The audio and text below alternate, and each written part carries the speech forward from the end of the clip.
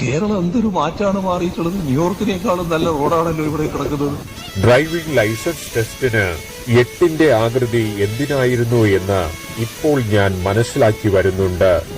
ഒരു off road driving അനുഭൂതിയാണ് ഇവിടെ സജ്ജമാക്കിയിട്ടുള്ളത്. താറാവ് വളർത്തുന്നവർക്ക് ഏറ്റവും അനുയോജ്യം റോഡിലെ മഴവെള്ള സംഭരണികൾ തന്നെയാണ്. ഉടൻ തന്നെ റോഡ് അഭിപ്രായം പറയാ. നമ്മുടെ പഞ്ചായത്തിന് കുളം വേണോ റോഡ് വേണോ? നമ്മുടെ പഞ്ചായത്തിന് കുളവും വേണം റോഡും വേണം.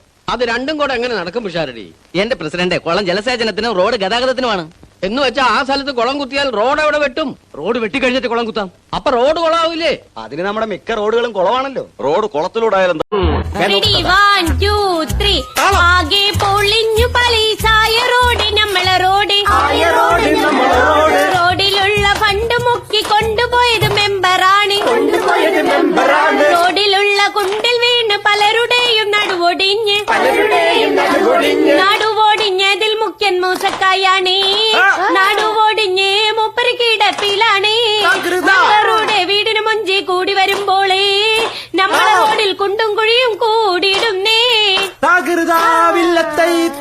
ഫണ്ട് കൊടുത്തത് പഞ്ചായത്ത്, ഫണ്ട് പറിച്ചത് നമ്മളെ മെമ്പർ. എല്ലാം ഓരോ നമ്പർ. കുണ്ടോട് കുണ്ടിൽ മുഴുവൻ ചളിയും വിളിയും. കുണ്ടിൽ വീണാൽ പിന്നെ ജീവിതം കുണ്ടാ മണ്ടി. മണ്ടും നോക്കിക്കോളി കുണ്ടിൽ വീഴാണ്ട്. മണ്ടിപ്പാഞ്ഞോടിക്കോളി കുണ്ടിൽ വീഴാണ്ട്.